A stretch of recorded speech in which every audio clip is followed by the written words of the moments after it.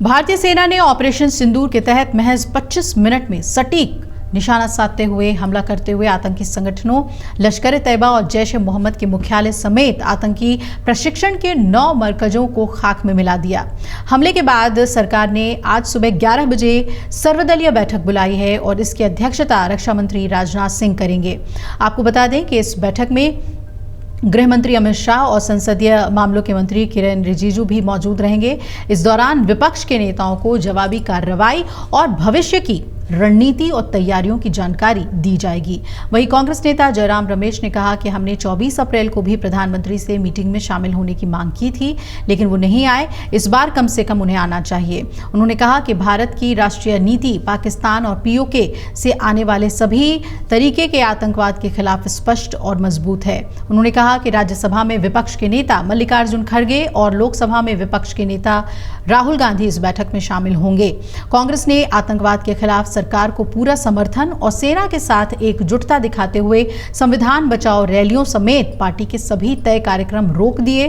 PM ने अपने 3 देशों का दौरा टाला है, तो तनाव के इस माहौल में पीएम मोदी ने 3 देशों का अपना दौरा कल रद्द कर दिया। पीएम 13 से 17 मई तक नॉर्वे, क्रोएशिया और नीदरलैंड के दौरे पर जाने वाले थे, लेकिन ऑपरेशन सिंदूर के बाद पाकिस्तान की हरकतों पर पैनी नजर रखी जा रही है, सेना रख रही है। ऑपरेशन सिंदूर के बाद सेनाध्यक्ष जनरल उपेंद्र द्विवेदी नियंत्रण रेखा पर पाकिस्तानी सेना की गतिविधियों को लेकर स्थानीय बलों के साथ लगातार संपर्क में हैं। पाकिस्तान और पीओके में आतंकी ठिकानों पर सटीक हमलों के बाद पाकिस्तान की ओर से युद्ध विराम उल्लंघन पर भी कड़ी नजर रखी जा रही है। वहीं रक्षा अधिकारियों ने बुधवार को जानकारी दी है कि सेना और सुरक्षा बल पाकिस्तान की किसी भी संभावित गलत हरकत के लिए हाई अलर्ट पर है। अब ध्यान देने वाली बात है कि 6 से 7 मई के दरमियानी रात को 1:05 से लेकर 1:30 बजे तक सशस्त्र बलों ने ऑपरेशन सिंदूर को अंजाम दिया था। दूसरे दिन इसकी ब्रीफिंग की। 25 मिनट के ऑपरेशन में 24 मिसाइलों के जरिए 9 आतंकी शिविरों को ध्वस्त कर दिया गया और इन 9 ठिकानों में से 5 पाकिस्तान के कब्जे वाले कश्मीर में थे, वहीं 4 पाकिस्तान में। इन ठिकानों में आतंकियों को भर्ती किया जाता है, उन्हें प्रशिक्षित किया जाता था। और इतना ही नहीं, भारतीय सेना के इस कार्रवाई में आतंकी मसूद अजहर के परिवार के 10 लोगों की मौत हुई। इससे पहले विपक्ष के नेताओं ने ऑपरेशन सिंदूर पर खुशी जाहिर करते हुए सरकार का पूरा समर्थन करने की बात कही थी। सुनवाते हैं आपको उनके बयान। हमने वर्किंग कमेटी मीटिंग बुलाई थी इसीलिए कि ये जो हमारे देश में घटना घटी है और जो सरकार कदम उठा रही है और उसी के साथ हमारे भारतीय सशस्त्र बलों पर भी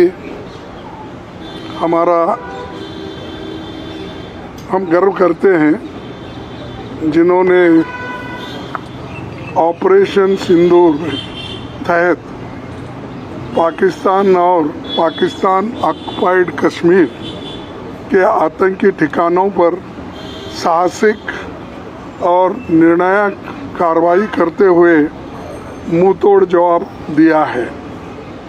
हम अपने जांबाज सैनिकों के साहस, दृढ़ संकल्प और राष्ट्रभक्ति को सलाम करते हैं। पहलगाम में हुए आतंकी हमले के दिन से ही भारतीय राष्ट्रीय कांग्रेस ने साफ तौर पर सशस्त्र बलों और सरकार के साथ एकजुटता से खड़े होकर सीमा पार आतंकवाद के खिलाफ हर निर्णायक कार्रवाई का समर्थन किया था।